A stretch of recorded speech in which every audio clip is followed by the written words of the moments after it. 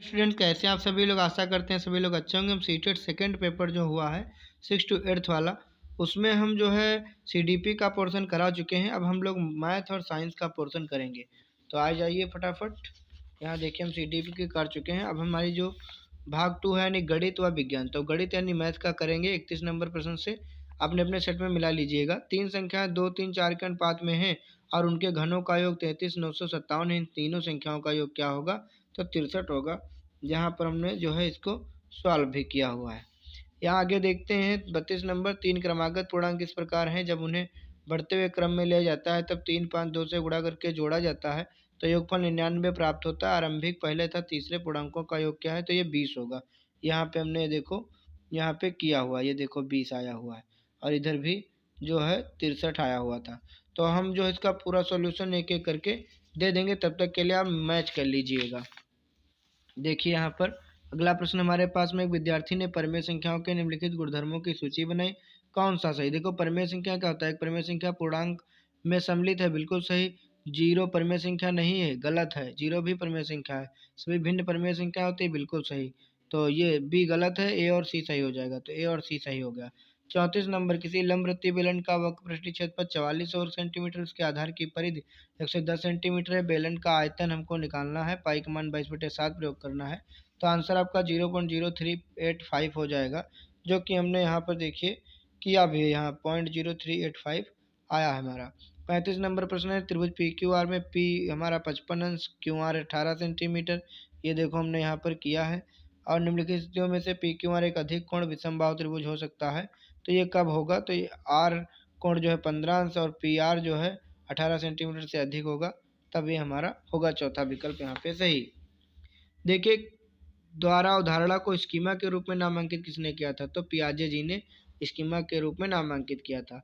ये देखिए हमारे पास प्रश्न है, x/y इतना दिया है, -1/3 की घात -3 भाग 2/3 की पावर -4 है। तो x/y प्लस y/x की घात -1 का मान क्या होगा? तो -48/265। ये देखिए मैंने यहाँ पे किया, ये रहा। 38 नंबर, ए बराबर ए दिया है, बी दिया है, सी और डी दिया है। ए प्लस बी प्लस सी तीनों को जोड़ना था, उसमें डी घटाना था। फिर एक्स स्क्वायर और एक्स के गुणांकों का योग, तो ये एक निकला। ये देखिए हमने इस साइड में किया हुआ है। और 39 नंबर, किसी समांतर चतुर्भुज एबीसीडी का विकर्ण बीडी इस प्रकार है। तो ये दिया है मान हमको, सी बी डी 12x और A B D 7y, A D भी 60 अंश और सी बी डी भी 28 और 2x प्लस 3y का मान, ये देखिए हमने किया होगा यहाँ कहीं पे। तो ये 22 अंश आ गया, नेक्स्ट पेज पे किया होगा। नहीं, ये देखिए यहाँ पे x बराबर 4, y बराबर 5, फिर यहाँ में 4 दूनी 8, 5 या 15, इस तरीके से ये जो है आया है। अभी आप मिला लीजिए, फिर हम इसको सॉल्व करके देंगे। देखिए x बराबर दिया, सबसे सरल सवाल, और इसको जोड़ने के बाद में क्या जोड़ा जाए कि इतना प्राप्त हो जाए। तो देखिए मैंने बारी बारी से सबको जोड़ा है। यहाँ पे ये इतना आया था, इसके बाद एक में से हमने घटा दिया तो 1.9789 आया, जो कि सही आंसर है। 41 8 अंक की संख्या 72 से विभाज्य है, उनके कौन सा कथन सत्य नहीं है? तो 72 से जो विभाज्य होगा वो 8 और 9 से विभाज्य होगा, और 8 9 से विभाज्य होने का मतलब 9 से मतलब 3 से विभाज्य होगा। तो इसका मतलब यहाँ पर और सबसे जो है भाज्य, लेकिन 9 और 5 से भाज्य नहीं। अगर x की जगह 9 और y की जगह 5 रख देंगे तो भाज्य नहीं होगा। तो सत्य कौन सा नहीं है? तो यही नहीं सत्य। देखिए 42 नंबर के गुणनखंड कौन से होंगे? तो P square X minus P Y minus Z. हमने इसको जो है बहुत सॉल्व किया था, तब यहाँ पे ये इस साइड में सॉल्व कर दिया था। आइए देखते हैं अगला प्रश्न 43 नंबर। तो यदि आंकड़ों 30 8 ये दिए हुए हैं, माध्य के अक्ष इन आंकड़ों को 3 को 33 से 8 को 18 से प्रतिस्थापित करने पर प्राप्त आंकड़ों का माध्यक y है, तो y और x का अंतर कितना आएगा? 3 आएगा। ये देखिए हमने जो है यहाँ पे जोड़ा है और इसका अंतर जो है 3 आया हुआ है। आइए चलते हैं 44 नंबर प्रश्न पर। मिडिल स्कूल की गणित की एक शिक्षिका अपनी कक्षा के समक्ष निम्नलिखित प्रश्न रखती है। निम्नलिखित आंकड़ों को दर्शाने के लिए आप किस प्रकार के आलेख का उपयोग करेंगे? तो आंकड़ों के निरूपण के लिए आयत चित्र के उपयोग का शिक्षण करना, ये हम करेंगे। प्रश्न हमारा था, किसी खेलकूद प्रतियोगिता में प्रतिभागियों के कद, किसी स्टेशन पर प्रातः 9 बजे से शाम 9 बजे तक रेलगाड़ियों के से जाने वाले यात्रियों की संख्या।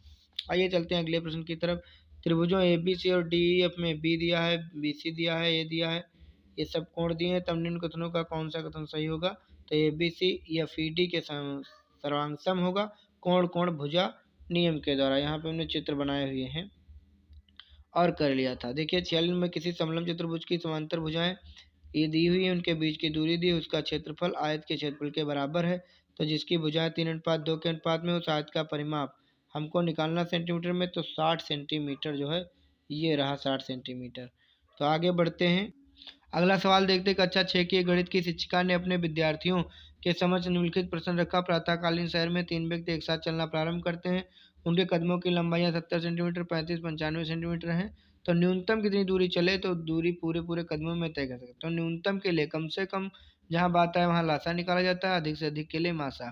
तो यहाँ कम से कम था, न्यूनतम तो लासा निकालना जाएगा। लासा वाली अवधारणा। 48 नंबर प्रश्न है हमारे पास। राष्ट्रीय शिक्षा नीति 2020 सिफारिश करती है कि खेल एकीकृत शिक्षा शास्त्र को कक्षा में प्रयोग करने की आवश्यकता है। खेल एकीकृत शिक्षा शास्त्र के संदर्भ में गणित की कक्षा खेले, निम्नलिखित में से कौन सा कथन सही है? तो ए और डी। शिक्षण अधिगम प्रक्रिया आनंददायी हो जाएगी।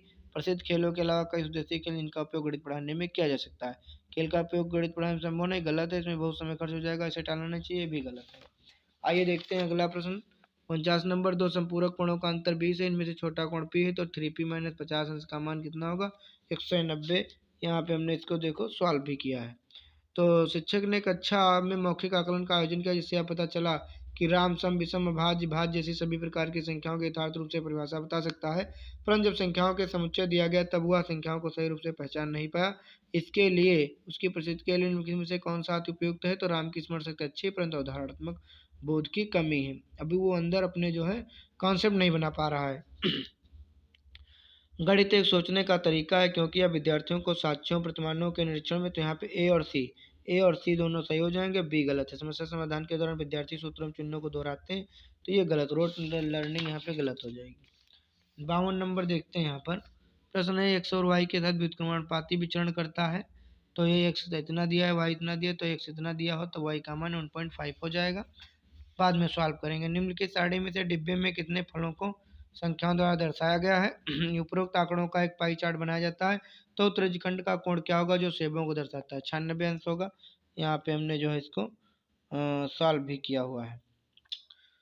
यहाँ पे 12×96। तो देखिए, कोई दुकानदार एक वस्तु को उसके अंकित मूल्य 28 अंश की छूट देकर 324 रुपये बेचता है। वस्तु का क्रय मूल्य 300 है। यदि वह उस वस्तु को उसी अंकित मूल्य पर 18% की छूट देकर बेचे, तो उसका प्रतिशत लाभ 23% होगा। 55 नंबर प्रश्न हमारे पास है। दो परिमेय संख्याओं का गुणनफल इतना, एक संख्या इतनी, दूसरी संख्या का व्युत्क्रम निम्न के बीच में से दूसरी संख्या निकाल लेंगे, उसका व्युत्क्रम 9/50 और 1/5 के बीच में स्थित होगा। 56 नंबर। किसी बहुफल की शीर्षों v किनारों ई फलकों f की संख्या निम्नलिखित इतनी है, तो 3x - 12 का मान। देखो हमने वर्टिकल, इड्ज और फेस तीनों के लिए एक सूत्र था हमारे पास में, उसका v और f जोड़ने के बाद में e घटाना पर 2 आता है, तो 10 और प्लस 1, इस तरह हमने 7 निकाला, और फिर 21 में से 12 गया तो 9 बचा, इसलिए 9 हमारा जो है आंसर हो जाएगा, क्योंकि हमने 7 किया। 21 - 12। आगे बढ़ते हैं और यहाँ पर देखते हैं 57 नंबर प्रश्न। एक विद्यार्थी को प्रतिशतता पर निम्न समस्या दी गई। 28 अगर एक शहर की जनसंख्या 28,000 से घटकर 26,500 हो गई, तो जनसंख्या के घटने की प्रतिशतता ज्ञात कीजिए। उसने निम्नलिखित हल किया। प्रारंभिक जनसंख्या, नई जनसंख्या, घटने का, और इस तरीके से उसने लगाया, तो उसमें से कौन सबसे उपयुक्त है? तो विद्यार्थी प्रतिशतता की अवधारणा को समझने में सक्षम है, परंतु वह यह समर्थ है बता पाने में कि किस राशि की प्रतिशतता ज्ञात करनी, तभी उसने जो है गलत लगा दिया है। देखते हैं अगला प्रश्न। ऊपर से खुला हुआ एक बक्सा 3 सेंटीमीटर मोटी लकड़ी का बना है। इसकी बाह्य लंबाई, चौड़ाई, ऊंचाई क्रमशः इतनी मीटर है, सेंटीमीटर है। आधार इसकी आंतरिक सतहों पर 150 रुपया प्रति वर्ग मीटर की दर से पेंट करने की लागत 839 रुपया 10 पैसे हो जाएगी। 59 नंबर। गणित की कक्षा में दृष्टिबाधित विद्यार्थियों के लिए निम्नलिखित अधिगम शिक्षण संस्थान LTR में से कौन सा उपयुक्त है? तो बी और सी। टेलर का गिनतारा और कंप्यूटर, जियोजेब्रा और स्प्रेडशीट गलत हो जाएगा। 60 नंबर। निम्नलिखित में से कौन सा गणित अधिगम के आकलन का आयाम नहीं है? तो प्रतिमान, पैटर्न और प्रक्रिया कार्यविधि आयाम नहीं है। तो हम यहाँ पर जो है पूरे प्रश्न करवा दिए हमने मैथ के। अब हम अगला पोर्शन जो है साइंस का यहाँ से स्टार्ट होता है, साइंस का कराएंगे। तब तक के लिए आप हमारे चैनल पर बने रहें, और धन्यवाद। हम सारे प्रश्नों को एक एक करके सॉल्व भी कराएंगे।